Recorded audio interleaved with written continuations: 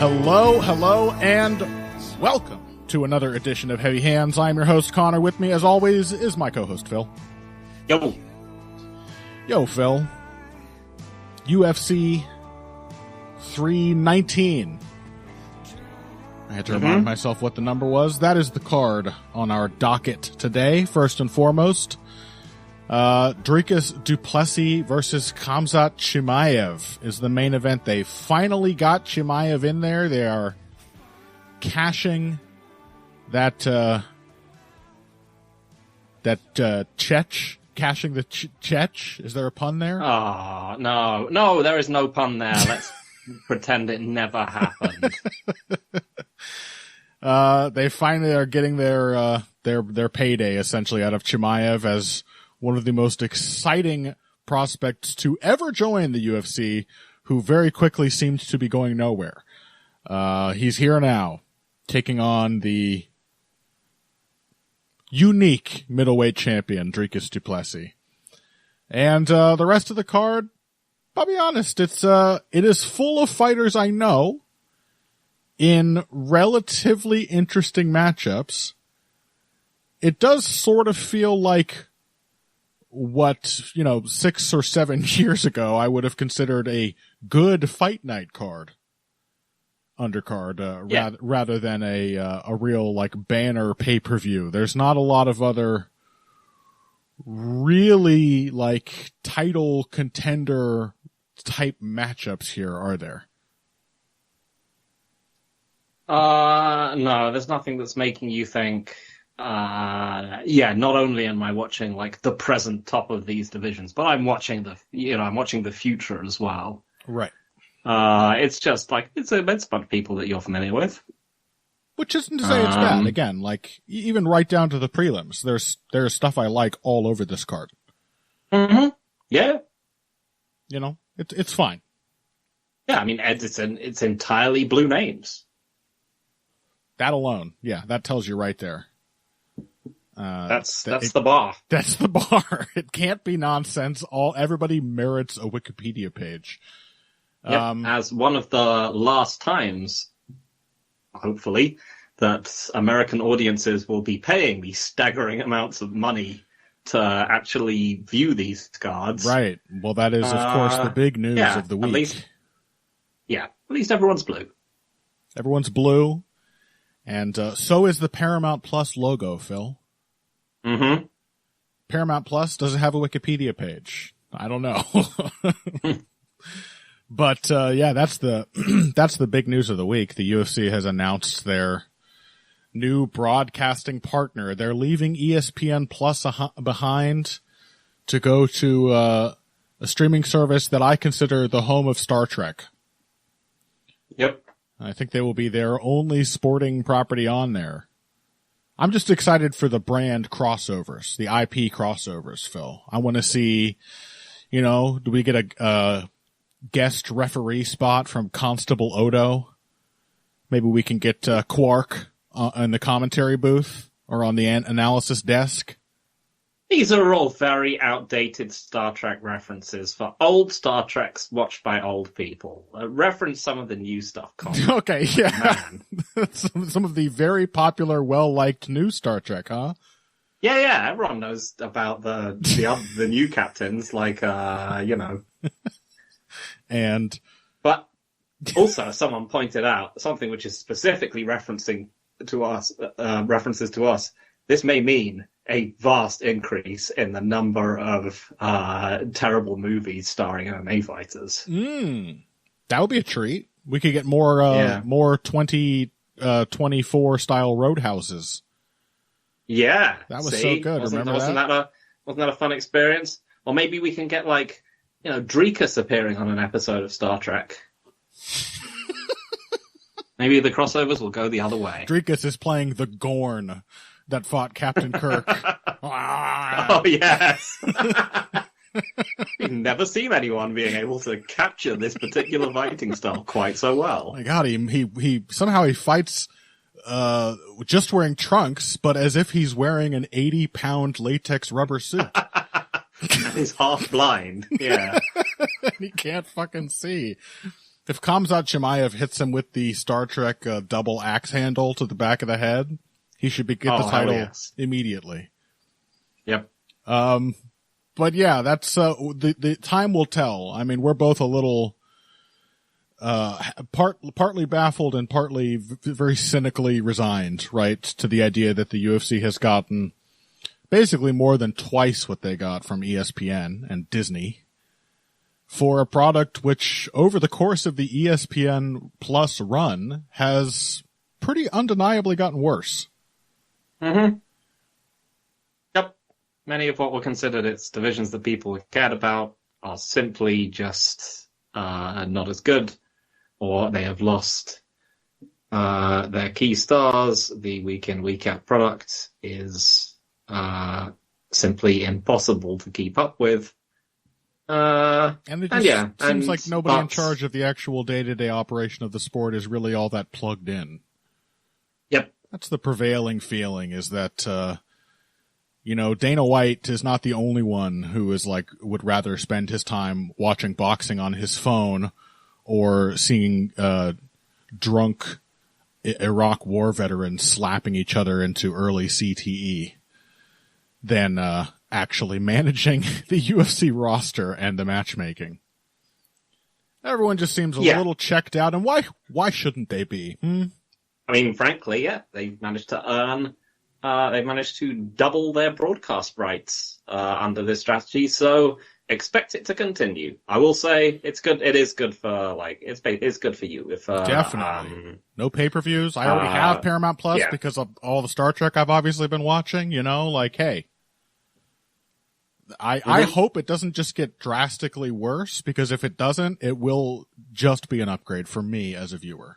Things will be cheaper, more accessible, and it will be 2 clicks away to start watching an episode of DS9 in the middle of a prelim fight that I realize I don't give a shit about.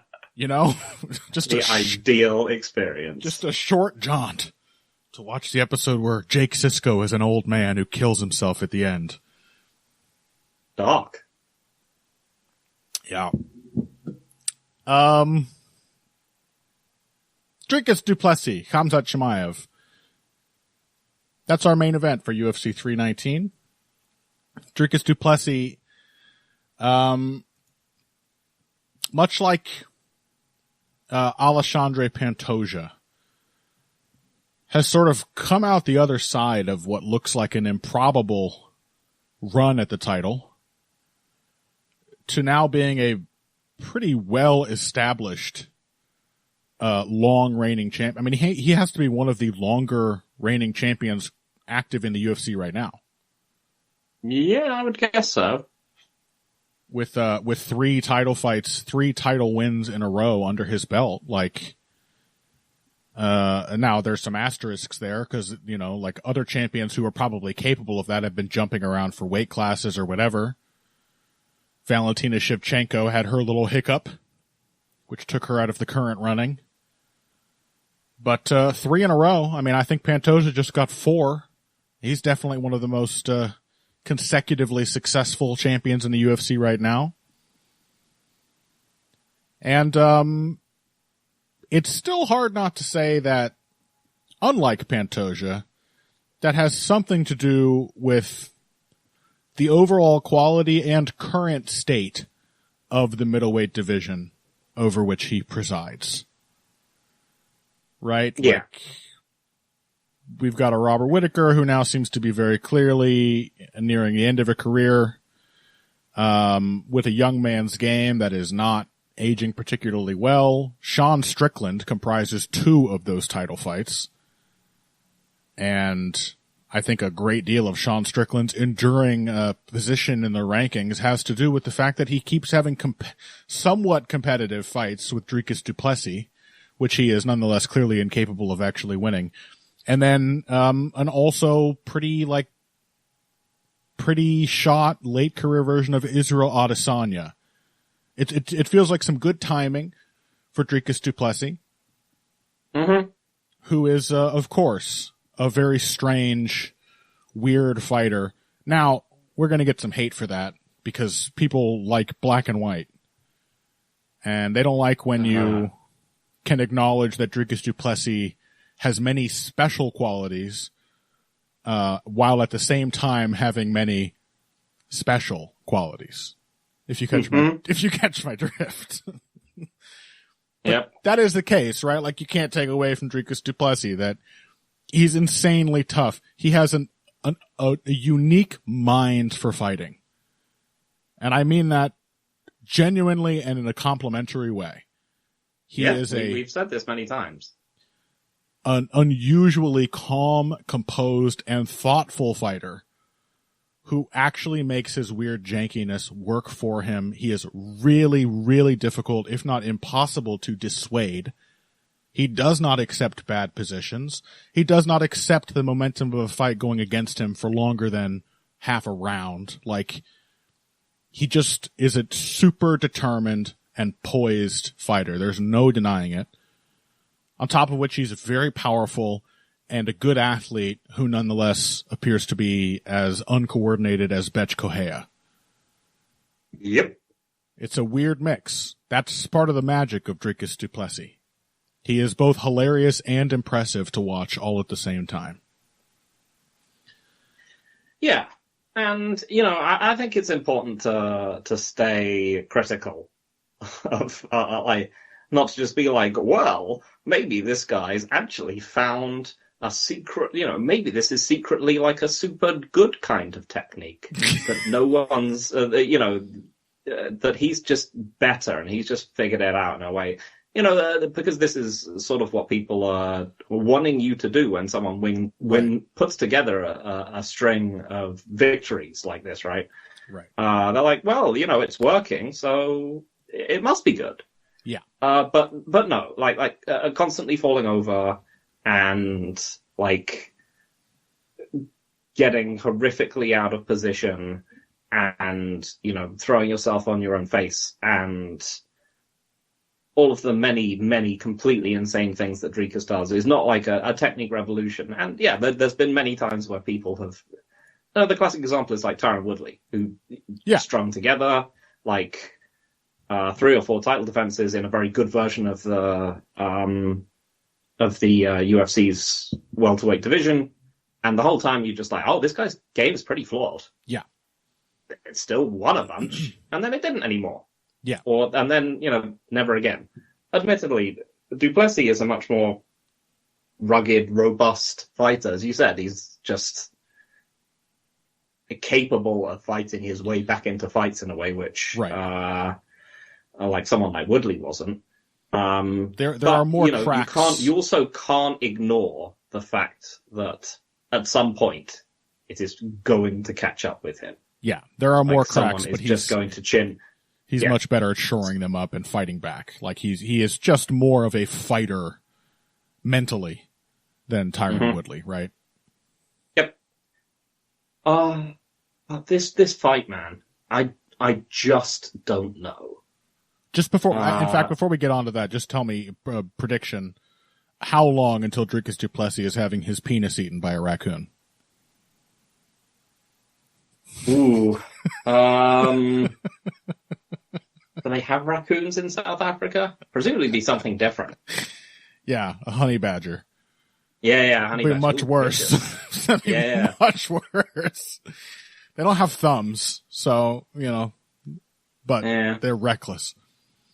Yeah. But yeah, let's talk about the fight. I mean, obviously the other side of this is Khamzat Chimaev, who is the best one-round fighter since Conor McGregor.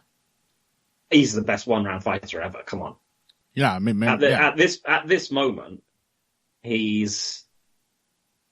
I think it's pretty undeniable, right? I can't think of anyone who more reliably finishes or like gets something approximating a 10-8 in his first round than Khamzat Chimaev. Yeah, basically every damn time, a finish or at least a 10-8. Yeah, and that's what makes this fight so incredibly difficult to call. Because obviously, you know, if you were making someone in the hypothetical lab to beat up Dricus, you would want someone who's just going to consistently punish his mistakes. Mm-hmm. someone who's just going to hit him whenever he's out of position and, constantly draw constantly draw, like, not stupid decisions, but insane strikes out of him without risking anything and then punishing them. Mm-hmm. All this other kind of stuff. You'd want someone who can punish Dricus's flaws consistently. And Khamzat is not someone who's going to punish his flaws consistently, No. but he might punish them extremely hard. Yeah, emphatically and instantly. Yeah. But like... But then if he can't... Right, what do we mean when we talk about him being a great one-round fighter? I mean, we said one round and not just first round. Obviously, that one round is the first round. What happens after that? In almost every Khamzat Chimaev fight, that does go past the first round. We're going from like 10-8 to like, at best, borderline 10-10, because his opponent is shook, but Khamzat has no idea how to continue. He's not willing or able to continue expending the kind of energy he puts out in the first round. I mean, clearly it's not an efficient way of fighting which he can sustain. Yeah. Other people have mentioned that, like, he's a very good grappler whose work rate, like, falls off a cliff. Yeah. Not just late on in the fights, but basically when he's not getting cage wrestling positions. Because almost every single fight, and this is why he wins these rounds so consistently, is that he just starts the same way. He just charges his opponent, he fakes a punch, and then either, depending on the opponent's reaction, throws hard at them, which occasionally, is just an instant finish, aka poor old GM3. Mm-hmm. Or he just shoots, grabs the body lock, pushes them to the cage, and then cage wrestles them. Yeah. And almost always, goes for it hard enough that he gets them down. Sometimes he also just shoots, like, it doesn't even faint. And it is scary how effective he is with that. Yeah. Like, he just shot pretty much a naked shot on Kamaru Usman in their fight. And, got Usman fed him the single, like he evaded the double leg, but then there was this ensuing battle where Chimaev was actually doing a really good job of keeping that single pulled tight to his chest. And then he finds a way to elevate it, trips the foot out, still can't quite get that. Usman goes down to both knees, but boom, then he laces up a leg and he's riding him. And eventually gets a body triangle or a full back mount position. Like, the tenacity and the power and intensity of Khamzat Chimaev and the brazenness with which he will just straight up shoot on somebody with full commitment. It's part of what makes him so dangerous in the first round. He is a gambit player. All or nothing. Attack right away. And when he has that initiative, he does not let it go until the fight ends or the round ends. But he just doesn't have the push to follow that up much after the first round, like pretty reliably. Yeah. As I think it was Open No Grappling said, it's not just his it's not just his work rate, it's that he stops being able to get takedowns when he doesn't have the cage. His open mat wrestling suddenly just falls off a cliff. Yeah. Or that he's just not a functional open mat wrestler. Yeah. Unless he can keep a hold of the body lock by the cage and then eventually, like, strip their legs out. The thing is, he is definitely going to get Dricus down quickly in the fight, right? Like, how does that not happen? Yeah. And this is the thing, right? Is that I look at all this and I'm like, the main is that this is very much, in a completely different way, in the utterly opposite end of the dynamism spectrum. Khamzat is like Sean Strickland in that he is essentially a fully solvable, completely predictable fighter. who is, absent something very weird, is going to do this pretty much exactly the same thing every single time. And that was why we fairly confidently picked Dricus to beat him in the rematch, because Dricus is a thinker, and Dricus was going to find a way to beat him, and Dricus did find a way to beat him. And fucking the rest of yeah. He was just like, well, this guy walks into range and then, makes you uncomfortable. I'm just going to throw volume at him until he gets into the range where he starts to throw. And it doesn't matter if it hits him. Enough of it will bounce off him that he'll just keep, like, steadily wading forward into it. And then eventually he'll take a few shots and he'll be far behind. So there's many things that make me think, like... Yeah, I think I kind of have to pick Dricus in this one. He's going to come out there knowing how Khamzat likes to start fights. I think one of the areas where Dricus is, like, genuinely quite good, where his weirdness is, appears to be, like, actual knowledge, is that he's very difficult to keep down. Yes. He's always working to get back up from a bad position. He's always trying to, force people to go one way so that he can shift his hips and sweep and get out the other.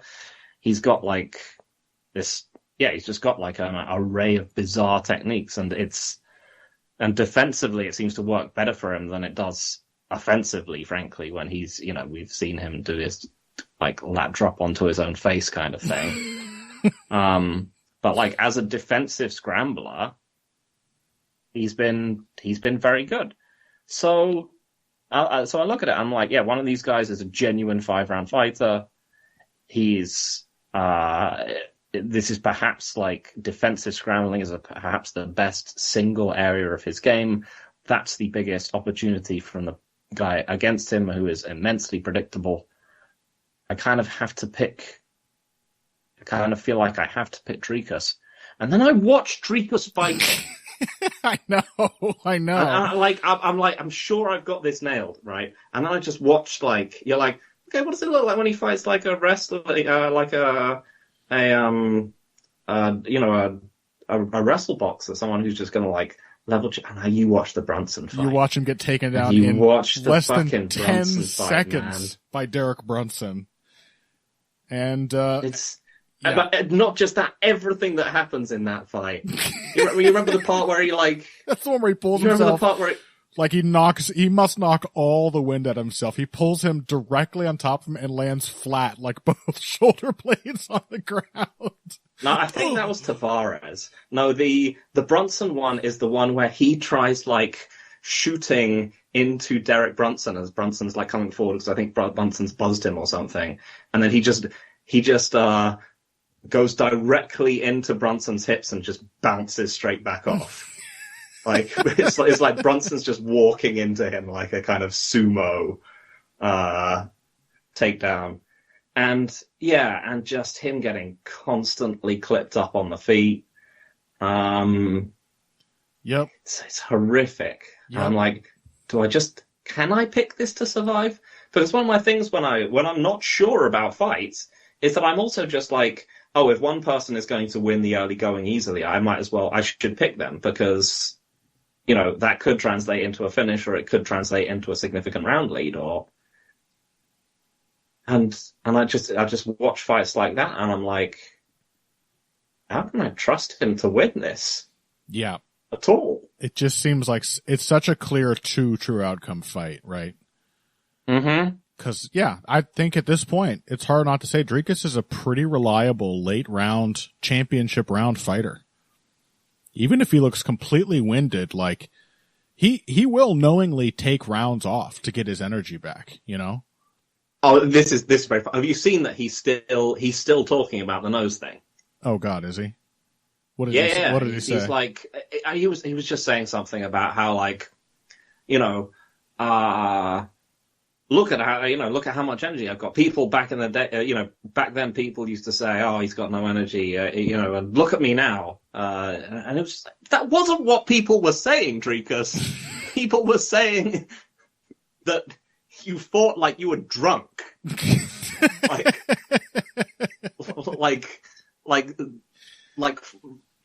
you are an octopus where there is a separate neural clump controlling each one of your limbs. That's what people were saying. People weren't being like, "Oh man, Dreekus, he's Zabit Magomed Sharipov. It's just fantastic technical fighter, just let down by suspect Kastang." People never said that. Yeah, I go to the fucking post office and just walk through the plate glass door. Like, sorry, I have a deviated septum. Yeah. You might be wondering why I look out of energy. Yeah. I have a deviated septum. Yeah, I mean, just like windmills people unconscious, and then afterwards he's like, "Thought I was going to gas out there." No.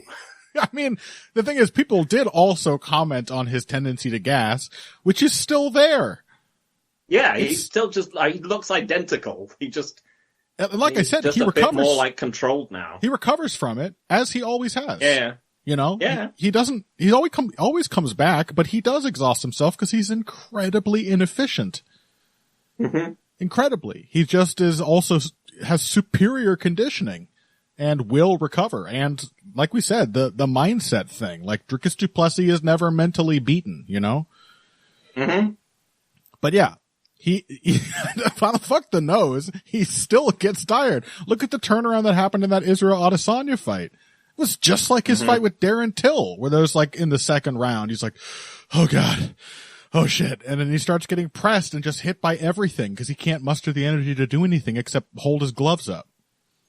Mm-hmm. Yeah, I mean, I don't know. But because of that, Dricus is a pretty reliable championship round fighter. Khamzat Chimaev is about as unreliable after the first round as you can get and still be a verifiable top fighter. But my God, it does seem like a really high chance that he just crushes du Plessis in the first round. He is for sure going to get him down.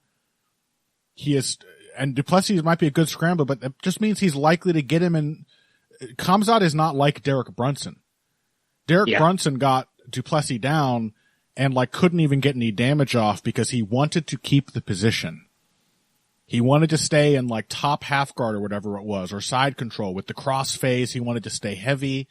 That is not Khamzat's approach to wrestling. He wants to force you to the fence. Once again, when that position, when that thing happened where Dricus shot on a Derek Brunson and crashed directly into his hips and bounced off, Derek Brunson basically simply continued walking forward and ended up in mount. It was like Dricus squatted without actually getting any drive for the shot.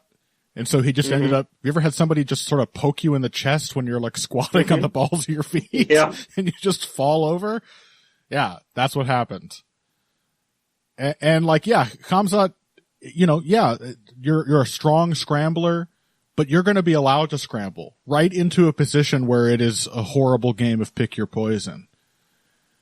So, I mean, I don't know. We are definitely going to see either the submission defense or the chin of Dricus du Plessis tested very hard in the first round of this fight, possibly both, likely both.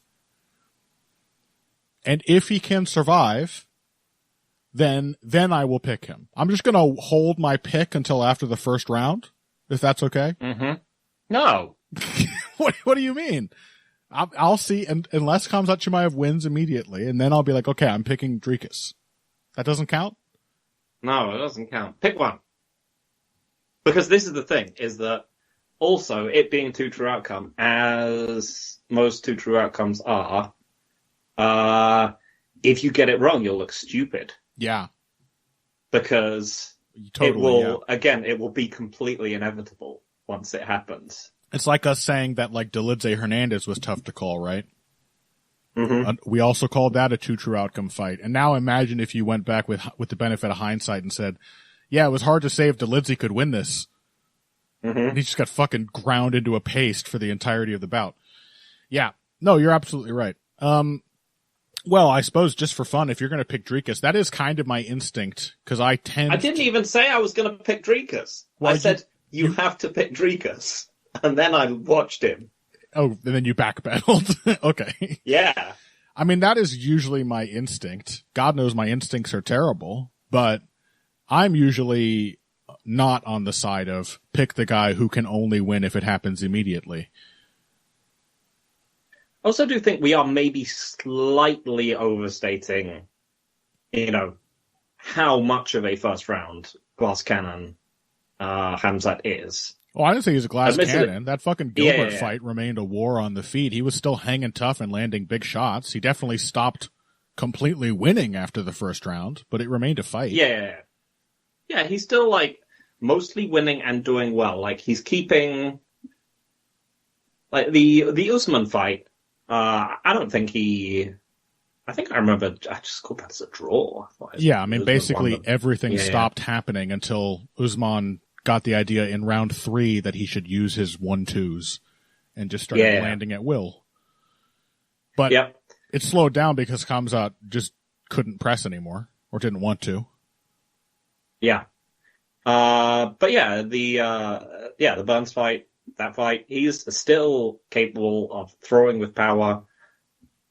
Dricus does look a lot more capable of just sitting there and just having a long kickboxing match with people than he used to. But Khamzat is still just a huge, very powerful man. He doesn't need to hit Dricus that many times in order to potentially turn a round in his favor. So even if he, wins the first round easily and then scrapes the second, or just, wins the second relatively straightforwardly, there's no guarantee that he's just going to fall off a cliff and lose all the remaining rounds. But the thing with Dricus is, I would not be shocked if it's round 3 or 4 and Dricus gets hit with a huge fucking uppercut right between his gloves or something, and then he goes and improbably takes Chimaev down. You just can't, you can't count the man out. It doesn't matter how stupid and ugly the fight gets. Unless he's actually stopped, which has not happened in years now, he will just create chaos. And I don't think that's what Khamzat Chimaev really wants at any point in a fight. I mean, fuck, Gilbert Burns, was hurting him. In the third round of that fight. Half the size of Dricus du Plessis. Yeah. So usually my instinct is to pick the guy in Dricus's position, and as everybody who listens to this show knows, my instincts are great. I'm really good at picking fights. So I think I'll do that.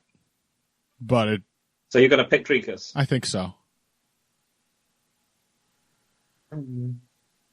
He just has to survive early, and then I'm counting on something stupid to happen and Khamzat to Also, we should raise the possibility.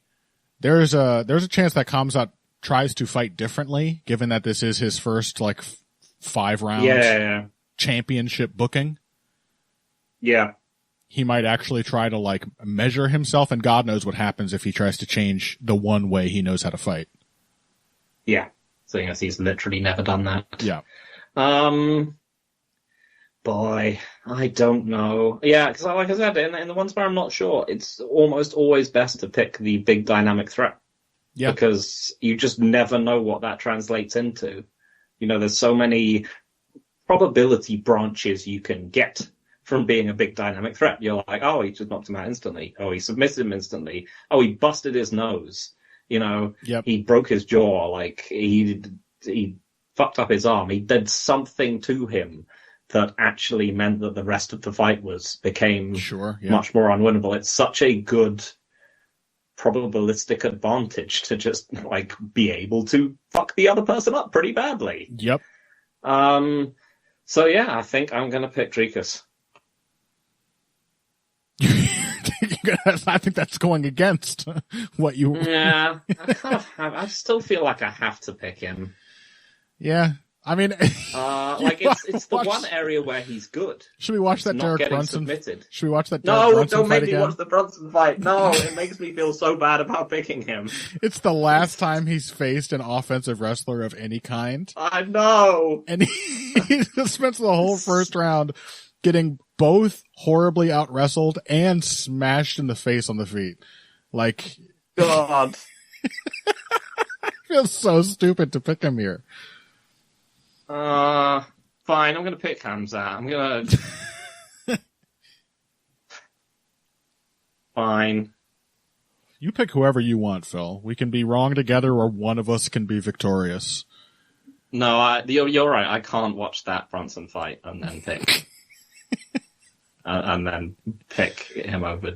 and then pick Duplessis over him. I mean, it's comically bad first round. So bad. Yeah. And then Brunson gasses out far more catastrophically than Kamzat ever has. Yeah, at least we know he's looking absolutely pooped by the end of round one. Chimaev will continue taking hard shots and staying relatively solid even after losing that initial pep, right? He doesn't collapse into like a knock-kneed, flat-footed, barely moving target like Derek Brunson does. Mm-hmm. Yeah, I guess. We'll see. I mean, you can't deny it's an interesting championship fight. It certainly is. It's compelling. Inexplicable. Yeah. Just a riddle wrapped in an enigma. Yep. Wrapped in some of the dumbest striking exchanges you'll see. Wrapped in the boiled hot dog style skin of a real African champion. Okay. Boy. Let's take a break. When we come back, we've got the co-main event. Aaron Pico is making his UFC debut against mostly frustrating would-be featherweight contender Lerone Murphy. We've got Jeff Neal as the comeback opportunity for Carlos Prates after his loss to Ian Gary. Michael Venom Page is getting the still-ranked Jared Cannonier. So we're shaping up, the title picture for either Dricus or Chimaev's next title fight. Tim Elliott versus Kaya Sakura. Like I said, there's a lot of acceptable quality all across this entire undercard. None of it much to write home about, but it could be worse. We're going to talk about that after this. Hey everybody, thanks for listening to this week's Heavy Hands. If you like what you hear, please consider pledging to support the podcast on Patreon. Patreon is basically continuous crowdfunding. You sign up to contribute a certain amount per month to help us with production costs and the like, and in return you get rewards ranging from a mention on the Heavy Hands website to a question or topic of your choice being discussed on the show. We have a lot more in the works to reward you for your help, and we appreciate every contribution. No amount is too small. Just head over to patreon.com and find how you can help out, the only show dedicated to the finer points of face punching. Now let's get back to it. Welcome back to Heavy Hands. Let's talk about our co-main event now for UFC 319. It is Lerone Murphy versus UFC debutant Aaron Pico. Aaron Pico in a pretty familiar position for UFC fighters, which is that it feels like he should be a prospect, when in reality he is an experienced fighter in the prime of his career. He's our new Eric Silva, Phil. I mean, he was a prospect when he went to Bellator. Oh, yeah. And then has basically developed out his game. 28 is basically a prospect in the modern UFC. Wow. This is about as accelerated a career path as you can get if you're not Yarn or Jones or whatever. Yeah. And it's come with all the bumps and bruises that people who try for super accelerated career paths often get. Yeah, and, there is also the prospect feeling that is valid, which is that we despite the fact that he's 28, historically that would be considered smack dab in the middle, or even in the, start of the last 40% or whatever of his career. He has, nearly 20 fights under his belt at this point, but we still don't really know how he hangs with the general level of athleticism that is to be found in the UFC's featherweight division. Mm-hmm. And for that alone, it does feel like he's a prospect in that we are now going to find out what he's really made of. There are a lot of great athletes and tough, well-rounded, experienced fighters in the UFC featherweight division, and Lerone Murphy may not be the most experienced of them, but at this point, he has been hanging with fellow elite world-class athletes for quite some time, and represents a pretty clear step up just physically from anybody that Aaron Pico has ever beaten. Yeah, because, when Aaron Pico first came to Bellator, he was considered like a big get for the organization. Right. He was obviously a stellar prospect in that he was a standout, was it collegiate wrestler? Standout collegiate wrestler, Golden Gloves winner. Yeah, clearly had hands, loved fighting, was like, this is what I want to do. None of this, definitely not one of these reluctant, wrestling converts who goes into the sport because, that's where they could make some money. Clearly incredibly athletic. Yeah. Again, you could just watch him, melting people on the regionals. And then he, immediately became clear that he needed seasoning. And Bellator and, together with some weird injury issues meant that Bellator essentially had to hold him at a level of competition which was fighters that are good but not great. Yeah. Well, they kind of tried to rush it pretty quickly. I mean, he was 3 fights into his career and already had trouble when they gave him Leandro Higo. Yeah. Who was like a 14-7 kind of borderline journeyman, I would say, not even borderline. And yeah, Pico had some scary moments in that short fight. And then they immediately, right after that, start giving him their title contention tier, and he gets knocked out 2 fights in a row. Mm-hmm. So they had to drop him back. And I would say he's more or less been fighting around that level ever since. Yeah, which is good and bad, because it's clearly meant that he's built some confidence in his style. He's built some consistency. But yeah, it just means that you don't know what he looks like against someone who's as big and powerful as Lerone Murphy. Yeah.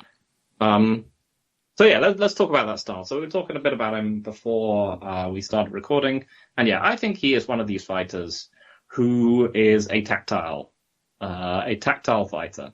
He's he obviously has incredible hand speed and power, but he is, I think, deeply uncomfortable when he does not feel where his opponent is.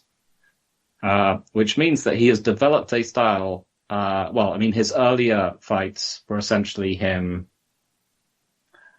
throwing, massive punches at his opponents and just hoping that they would be scared. Now I think he's solved the sort of fear of people throwing back and the consequences of people throwing back by basically turning the punches into clinches and takedowns. Yeah, he habitually overthrows by design in order to go straight from combination punching range into a chest-to-chest tie-up or shot. Mm-hmm. And yeah, I think that's quite a functional fighting style for him. It will mean that he's probably going to be in trouble if he can be trapped at range for a long time. And Lerone Murphy is particularly, as many people have found out, a particularly awkward and unpleasant fighter to be stuck at range against. Yep. Because he has a long, powerful jab that he will simply hit you with over and over again, just busting you up. And yeah, if Aaron Pico gets stuck at range against Lerone Murphy, Murphy will do serious damage to him. Mm-hmm. The one, physical gift that Aaron Pico clearly doesn't have that many of the others, many other sort of super prospects do, is that he's not immortally durable. Certainly not. But on the other hand, and so I when I was coming into this, I was like, yeah, I'm probably gonna pick Lerone Murphy because he's just gonna mark him up over and over from range, and I just don't trust Pico not to freak out. But then I watched Lerone Murphy defending takedowns, or not defending takedowns, as the case may be, because I've got a strong memory of him fighting against, wrestlers like Zubaira Tukhugov and Gabriel Santos and various other, and of him figuring them out as the fight went on. And this is sort of true, but not in a actually stopping the takedowns kind of way. Mm-hmm. Well, I have some nuance to add to that, but yeah, to certainly to an extent. There's the Makwan Amir Khani fight, where of course Amir Khani, as you said, we were talking about this for the original Khamzat, a truly self-destructing one-round fighter, but a very effective wrestler and grappler in the first round, and he just completely dominates Murphy on the ground before getting instantly KO'd with a counter knee at the start of round two. There's that fight with Gabriel Santos, who came in on short notice, if I recall correctly. And yeah, he definitely gave Murphy fits with his takedowns. And what's the other one you mentioned? Tukhugov. Tukhugov, yeah. That was kind of Lerone Murphy's coming out party. Yeah, that might have been a short notice debut for him as well, and a pretty big announcement of his talent in the UFC, because he got, a lot of Murphy fights have this shape where he kind of gets dominated early and then just gets his way back into the fight and often ends up being fully in control by the end. Mm-hmm. A lot of them have that shape. He's not a great game planner. We've seen some indications in recent fights that he has improved in that respect. The Josh Emmett fight and the Edson Barboza fight were both pretty solid, prepared-looking performances. The Dan Ige fight stands out as a hiccup in between the two of those, where he just seemed to come in with no real plan and make a bunch of bad decisions and have to claw his way back as ever. But historically, that has been the case, right? And particularly against wrestlers, he will just get tossed around quite a bit in the early going. Mm-hmm. It's definitely to his. But this is the thing: is that he gets tossed around. This is what I found myself thinking. Is that I was like, oh, he gets tossed around and then he adapts. He sort of does. He gets tossed around and then he'll start scrambling out of the positions later. He does, and he'll stop some of the takedowns. And what's mostly saved him is that he's fighting against people who gas out. Yeah. I mean, yeah. Now look, the Santos fight, I think he was just kind of surprised by Santos's wrestling. He thought he was having a boxing match with a guy who was like a solid combination or a solid counterpuncher, and just didn't have the time to prepare. And had to adjust to it. You're right. In that case, I mean, some of that wrestling defense in that fight is bad. Just straight up bad. Like easy takedowns for Gabriel Santos.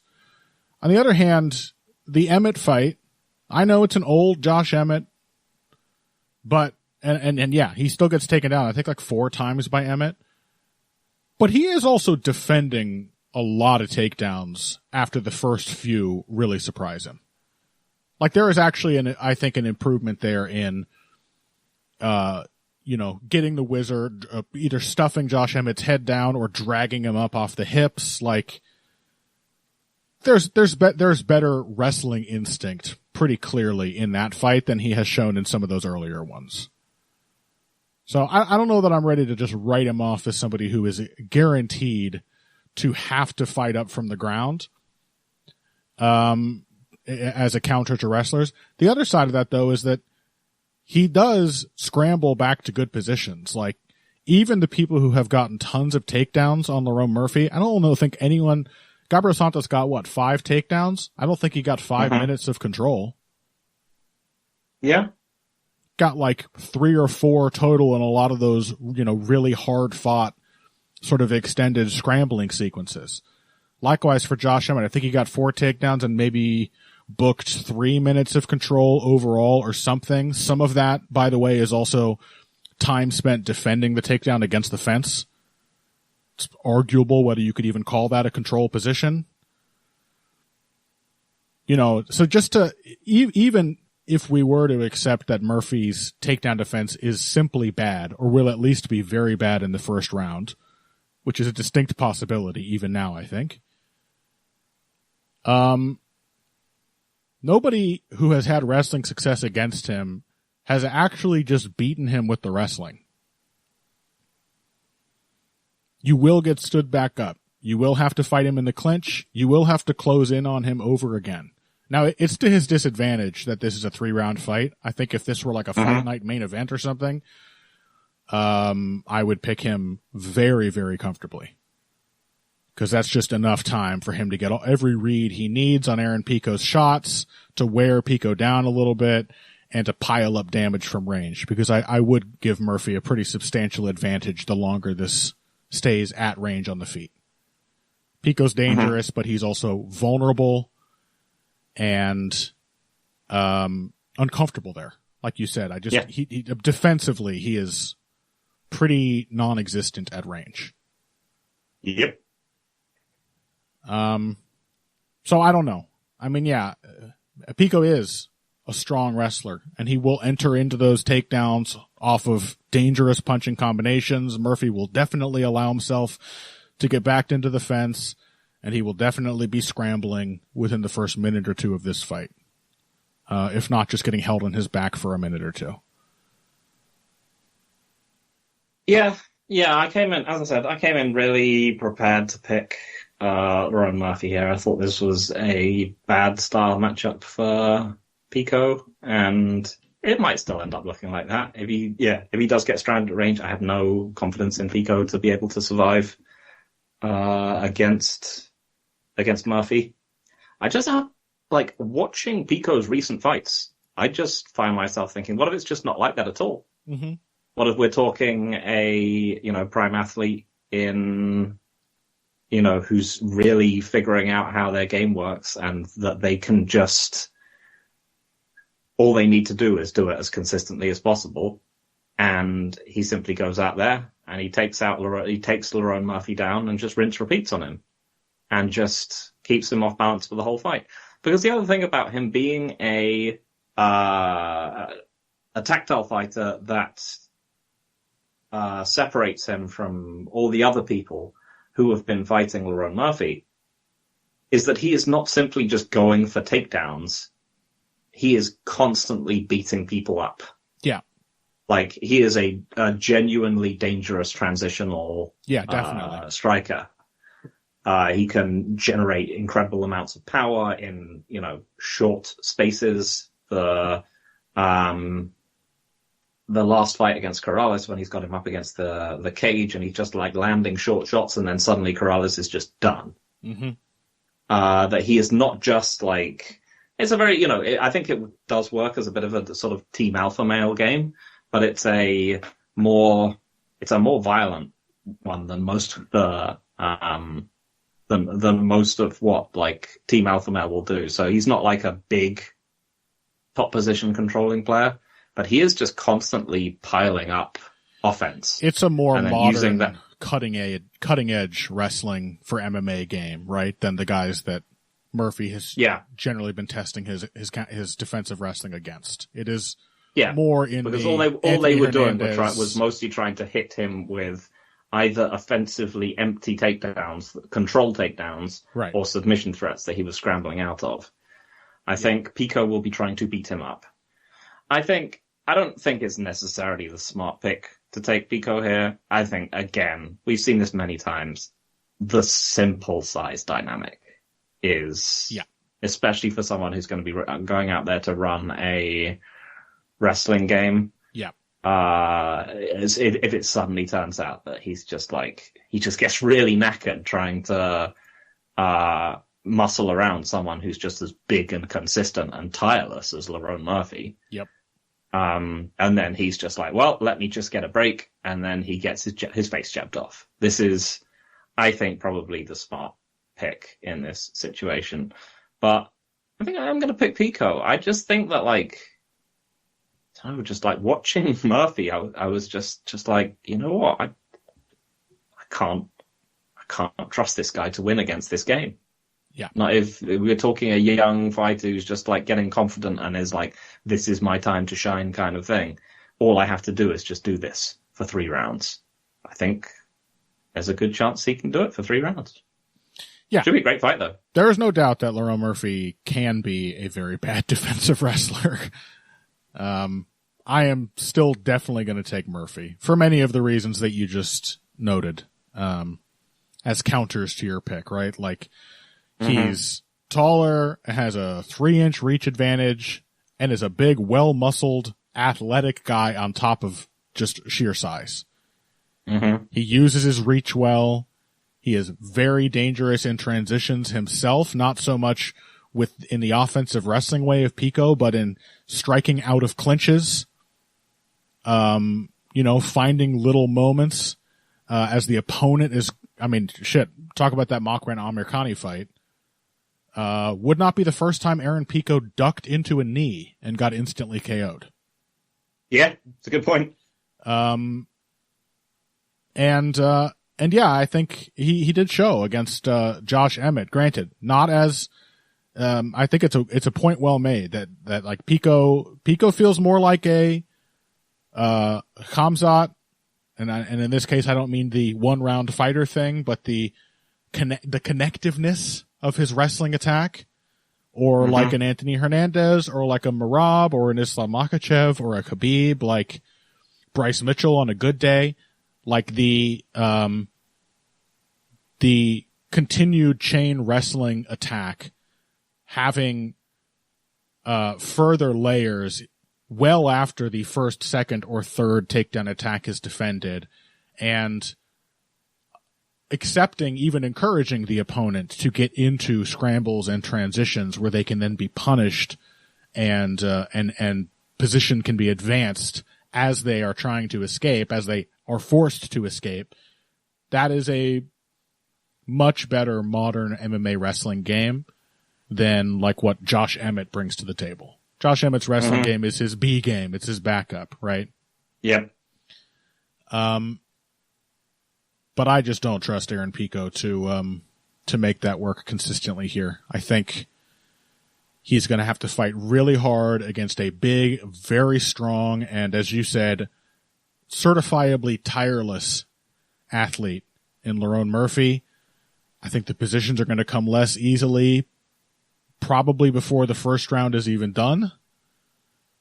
And I think as long as he is at range, he is going to be made increasingly uncomfortable and be soaking up lots of damage. Attritive damage, too. I don't know. I just have faith in Murphy as the more proven, bigger, possibly superior athlete who he just ain't going to go down like Henry Corrales. Corrales is a good fighter. But Corrales would get fucking cooked in the UFC featherweight division, you know? Yeah. Partly a big part of it is I just want Pico to be good, man. Ever since I saw him, right from the beginning, I was like, man, this guy just no doubt brimming with potential. I just want to see him realize it. So I will go for a a rare, optimistic pick. And hopefully, even if it's not this fight in which he proves it, this environment is what brings out the best version of Aaron Pico. I said before when we were talking about this, he sort of reminds me of an earlier iteration of Ilia Topuria. Mm-hmm. Well, look at the development Ilia Topuria underwent in the UFC. Yep. You know, being a great athlete with a real passion for fighting, and a lot of well-rounded skills already to build on, he turned himself into a very principled, flexible, fundamentally sound boxer. When in his first couple UFC fights, he looked a lot more like Pico, even messier than Pico. Mm-hmm. So yeah, I also hope that Aaron Pico turns into a quality UFC fighter. I think he has a good chance of doing it. But for this as his first test against a really top-flight athlete with a well-rounded and dangerous game and a lot of useful experience against this kind of competition, I am going to take Lerone Murphy. Yeah, more than fair. All right. Let's take one more break on that note. When we come back, Jeff Neal, Carlos Prates, and maybe a couple other things as well after this. Financial support is fantastic, but there are other, even easier ways to support Heavy Hands.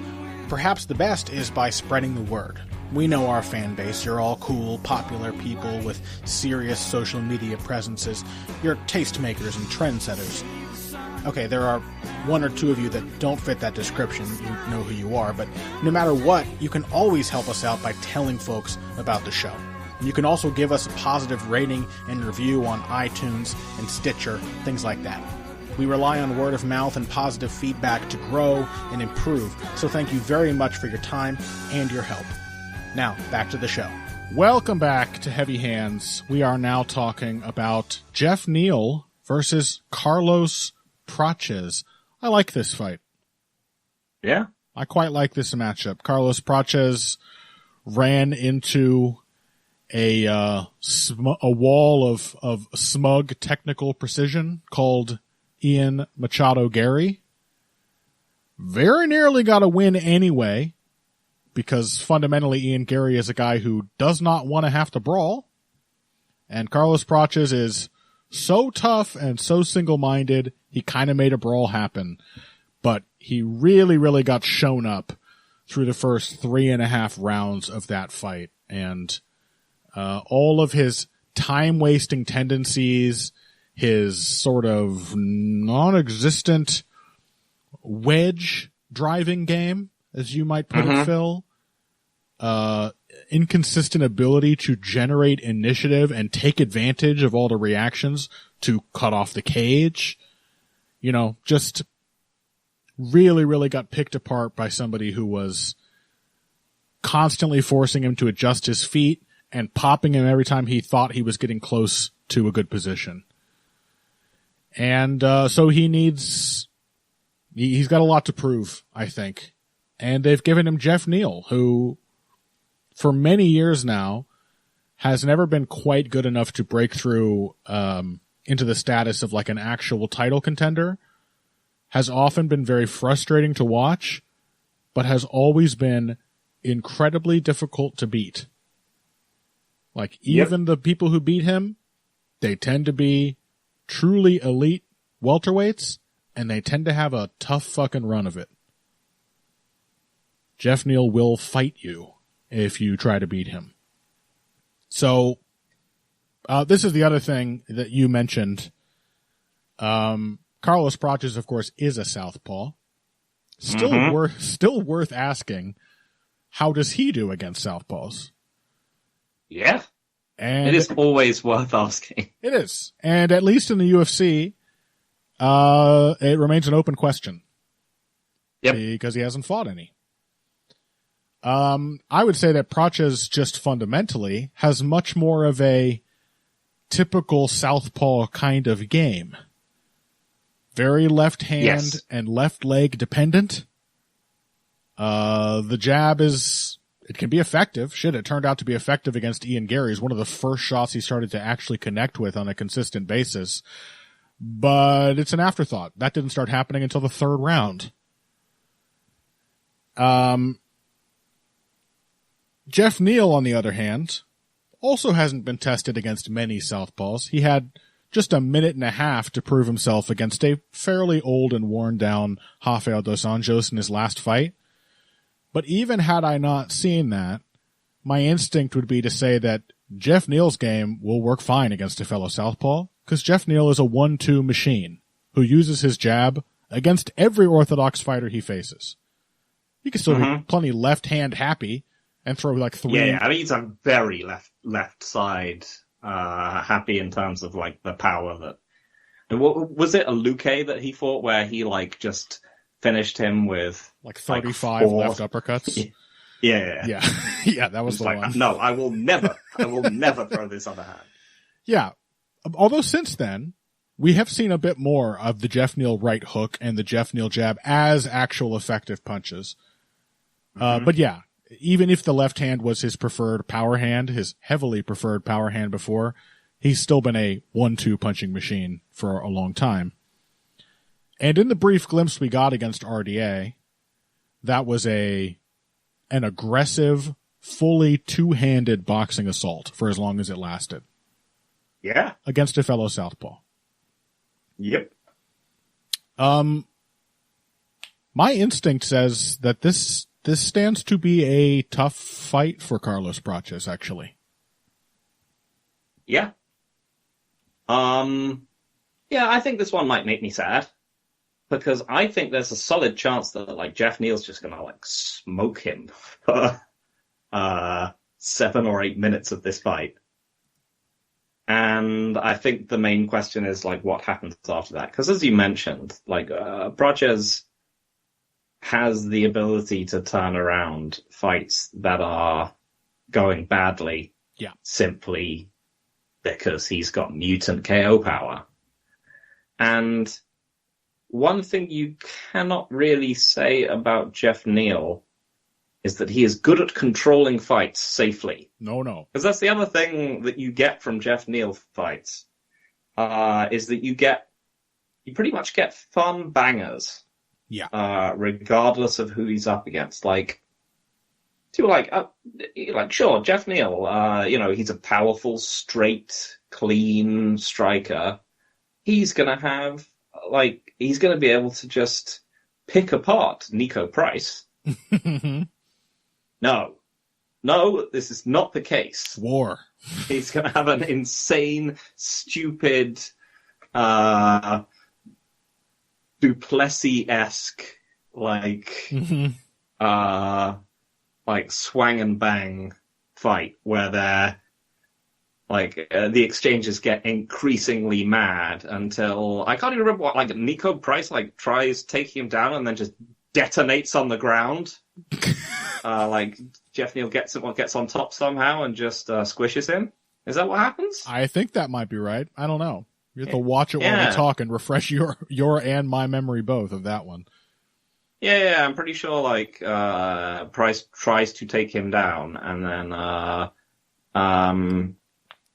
Neal gets top position. Oh no, Price tries to guillotine him and then after stunning him, and then Neal gets top position and just KOs him from the top. It's a very silly fight. Very fun though. And yeah, so I find myself thinking looking at the way he fought against RDA, which was short and it was against a tiny person who was incredibly old, but it was exactly what you would want to see. And then looking at how Prates fights, which is waiting for the lane to open up for his left hand in the most, as you said, classically southpaw way imaginable. I just feel like Neal's going to kind of smoke him. But then maybe just Prates is just going to melt him in round 3. Just with some random huge punch. Because Neal simply cannot insulate himself. Yeah, I suppose. I mean, it's a pretty vague critique in a lot of ways. But if you want to ascertain what exactly has kept Neal from actually becoming one of the perennial contenders, what has kept him a sort of gatekeeper to the elite for so many years now, it would be that he just can't control the fights. Mm-hmm. You know, like, and this, you know, like I said, even the good fighters who beat him, they tend to be wars. Shavkat Rachmanov had a real nasty back and forth fight with Jeff Neal, but it was nonetheless one in which Shavkat was the one dictating most of the time. That is my fear here, is that Neal has been so sort of directionally, he doesn't have much generalship in his game, if any. Mm-hmm. Maybe I would love to say that has changed just based on a 1 minute striking battle with Rafael dos Anjos. Because that's a real aggressive, smart looking pressure performance from Jeff Neal. Yep. He jabs the fucking shit out of dos Anjos, walks in, hits him in the body, comes back upstairs with the right hook, short inside punching combinations, and pressing forward. And I think simply... Yeah, as I said, like, it's so weird because it's one of those... It looks like Jeff Neal has been waiting for a close stance matchup his entire career in that 1 minute. Yeah. Most of the time, Jeff Neal immediately concedes the back foot and will end up having to fight his way off the cage a lot. And a lot of other times, he... You know, when he goes, he throws in combination much more reliably than Prates, but at other times in the past, he has been prone to some of Prates' same problems, where he will just kind of stand on the edge of range, waiting for the opponent to throw so that he can counter, without really doing anything actively to create the openings he wants to be given. Again, the fact that fights are just like never really in his control, and he still makes them all tough, it does speak to how fundamentally good Jeff Neal is.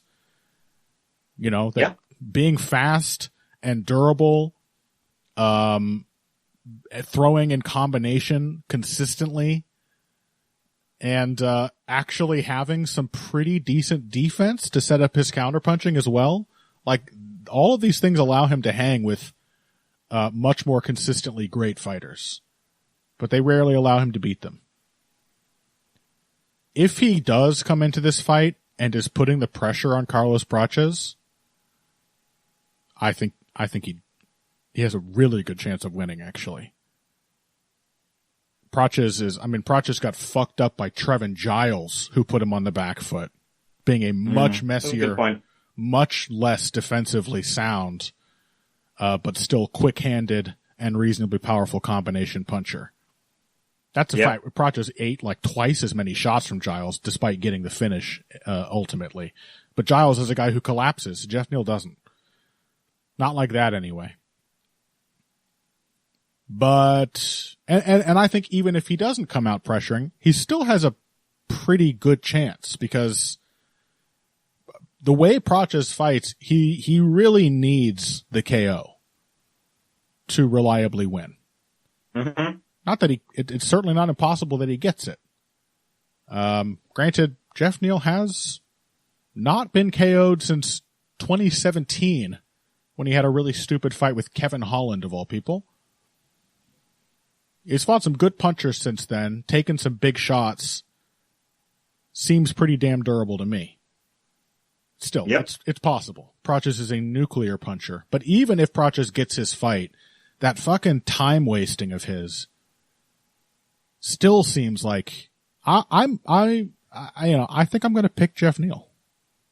Yeah, why not? I'll join you. I am going to hugely overrate his performance against a geriatric midget.